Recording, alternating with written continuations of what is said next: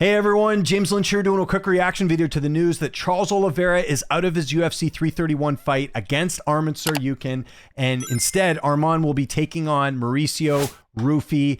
This news is not public yet. I got tipped off this fight was going to happen. Actually, there's a series of events that I got to explain here first. But yeah, at the time I'm doing this video, not 100% official. I'll put in the comments when it is actually official. But I got a heads up about this fight happening. I actually got a heads up yesterday at the time I'm recording this. So this is what, the 5th of August. I found out yesterday that Charles Oliveira was out of the fight because, of course, unfortunately, his teammate and good friend, Alan Nascimento, as you guys know, I talked about this on the channel, had passed away. So Charles obviously understandably grieving for that fight. So he is pulled out of the fight. I know Tapology still listed it as a rumor, but many notable journalists mentioned that fight was 100% happening. But with this news, Oliveira's out. And so now enters in Mauricio Ruffy. It's also why I posted my breakdown. You guys notice I post the pros picks of Islam and Ian Gary the same day I posted the early look preview of Charles and Arman because I knew the fight wasn't going to happen. So I posted it right away. Because I knew this fight was off. I thought they might have rescheduled the fight. That was my initial thought. I'm surprised Arman's taking this fight because, listen, Arman should win this. That's kind of my initial thoughts when I heard about the matchup. Mauricio Ruffy's got some knockout power, man. Like, Arman's got to be careful. We saw him in the fight with Joaquim Silva, him get clipped in that one. Ruffy absolutely could play the role of spoiler here. So, again, great replacement fight. Glad to see Arman still on the card. I mean, at the end of the day, Arman has not fought that much in the UFC. He needs to keep racking up fights. So this was the best move for him to take this fight, regardless of who he was going to be against. I think Ruffy is a very good opponent. Quick tail of the tape between these two. You see Arman is 29 years old, 5'7" with a 72.5 inch reach, where Ruffy is 30 years old. So he's actually older. He's going to be 5'11" with a 75 inch reach. So a little bit of a height advantage, a little bit of a reach advantage in this fight here for Arman and Ruffy. And my understanding is this is going to be the co-main event with Joshua Van and Alexander Pantoja being the main event for 331. So yeah, very interesting matchup. Again, great move on Arman for taking this fight. He's just got to fight UFC fights. I know he's had the RAF and all these side quests with the, grappling and wrestling and all that different stuff, but he needs to get UFC fights if he wants to be in the title picture. We know Justin Gaethje's not fighting till 2027. So, or at least his manager said that. So it makes sense for Arman to take this fight. Arman, like I mentioned, ton of side quests here. Had a grappling match against some guy I've never heard of, lost to Colby in RAF, and then had a bunch of wrestling matches. Some of these, I know people talk about him being active, but like, what is the point of him doing a wrestling match against Tony Ferguson? It really makes no sense. It's more of an entertainment thing. It's not helping his overall career here.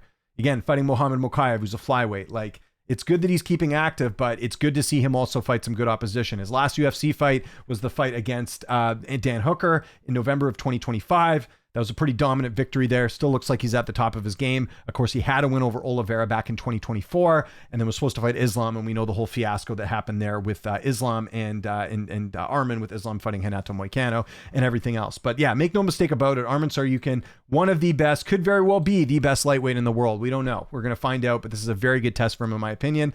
With Ruffy, I don't think we learned a lot in his last fight. It was kind of a pointless matchup against Michael Chandler. I was very vocal about this. One of the things I don't like seeing in the UFC is non-competitive fights. And Ruffy, I think, was like a -700 in that fight against Chandler. -540. I mean, I think by the time the line closed, it was even higher than that. But like, everyone knew that Ruffy was going to beat Chandler. You're not getting the old Michael Chandler. You're getting the 40-year-old Michael Chandler, who just has not looked good in the last couple fights. Paddy beat him pretty easily. Of course, Ruffy beat him pretty easily. The win I look at for Ruffy is the Fiziev fight. I thought that was a very good victory here, knocking out Fiziev. He was an underdog in that fight. I know Fiziev's a bit older. He's had some injuries. He's had some layoffs, but overall, that was that is the best win of his career, because prior to that, didn't have a good outing against BSD.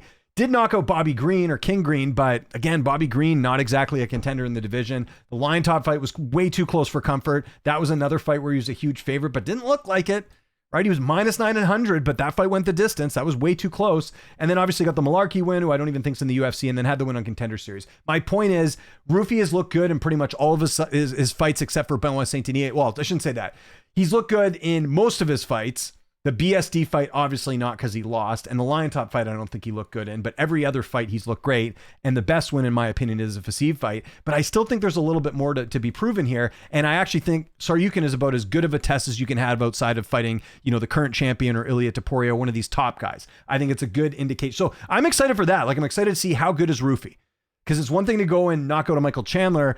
You're probably not going to be knocking out an Arman Tsarukyan like that. However, Should point out Arman Tsarukyan, I remember, like I said, in the Joaquin Silva fight, he did get clipped in that one. That was a while ago, actually. I want to say that was like 2023. Yeah, 2023. You know, has he fought like a really good power puncher like Ruffy? Hard to say. Oliveira's got some power. Hooker used to have some power. That's where things get a little bit interesting. I think Ruffy has a puncher's chance in this spot. So that's where he can get it done. But if Arman's smart, he goes in there, he goes for the takedown, he utilizes the wrestling, utilizes the ground game there. We look at Ruffy's couple fights. I want to say he's led a couple takedowns throughout his career. Let's have a quick look here, just looking at the last couple fights. No, actually, no one's taken him down in any of his fights, except for Saint Denis. Sorry, Saint Denis got 3 takedowns on him. But outside that, his wrestling really hasn't been tested. His takedown defense is 86. But again, he's not fighting guys that are taking him down a ton. Chandler wasn't going to do that. Again, not a 40-year-old Chandler there. Bobby Green's not going to take him down. He's mainly fought strikers, so that has played into his favor. So again, Arman, good advantage there with the wrestling and the grappling, so that'll be interesting. My early pick on this one obviously is going to be Arman, but I will preface that by saying that Ruffy has a puncher's chance for sure. And I will do an in-depth breakdown and early look on this fight for sure, because I think this is a great replacement fight. My opinion, was this the fight to make? Yes. Listen, Gaethje's not fighting for the rest of the year, so title shot was never going to happen. Topuria's not taking a short notice fight. Let's get real here. In fact, this makes it even more obvious. You need to do Topuria and Paddy next, right? That's such a huge fight that you can't let slide. I realize Topuria's coming off a loss, Paddy's coming off a win, but just that's such a big fight. You don't want to let that pass. They already messed up Islam and Topuria. That fight's likely never going to happen. You got to do Paddy and Ilya next, I think. That's the fight to make. You could do it next year. Let Topuria heal up a little bit. That's fine. And then if we're looking at the rest of the rankings, like, is there anyone that really stands out? Also, this, the X factor, well, not X factor, but things that could put a wrench into things. When Usman or Magomedov comes into the UFC, I do believe he is going to sign with them. So if he comes in, that's going to add, some other things as well. The time I'm recording this, Gamrot and Salkid have not fought. We'll see if Salkid can get past him. If he gets that win and finishes Gamrot, he could be in the mix too. You still got Max Holloway out there, who I know is waiting for a Conor fight, but that might be a while to wait for that. So Holloway's still in the mix, although he's coming off a loss.